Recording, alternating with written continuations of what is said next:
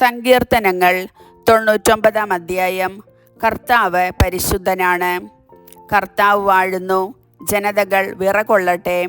അവിടുന്ന് കെരൂബുകളുടെ മേൽ സിംഹാസനസ്ഥനായിരിക്കുന്നു. ഭൂമി കുലുങ്ങട്ടെ. കർത്താവ് സിയോനിൽ വലിയവനാണ്. അവിടുന്ന് സകല ജനതകളുടെയും മേൽ ഉന്നതനാണ്. അവിടുത്തെ മഹത്വം ഭീതിജനകവുമായ നാമത്തെ അവർ സ്തുതിക്കട്ടെ. അവിടുന്ന് പരിശുദ്ധനാണ്. ശക്തനായ രാജാവേ, നീതിയെ സ്നേഹിക്കുന്നവനെ, അവിടുന്ന് ന്യായത്തെ സുസ്ഥാപിതമാക്കിയിരിക്കുന്നു. അവിടുന്ന് യാക്കോബിൽ നീതിയും ന്യായവും നടത്തി.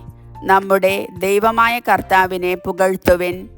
അവിടുത്തെ പാദപീഠത്തിങ്കൽ പ്രണമിക്കുവിൻ. അവിടുന്ന് പരിശുദ്ധനാണ്. മോശയും അഹറോനും അവിടുത്തെ പുരോഹിതന്മാരിൽ പെട്ടവരാണ്. അവിടുത്തെ നാമം വിളിച്ചപേക്ഷിച്ചവരിൽ സാമുവലും ഉൾപ്പെടുന്നു.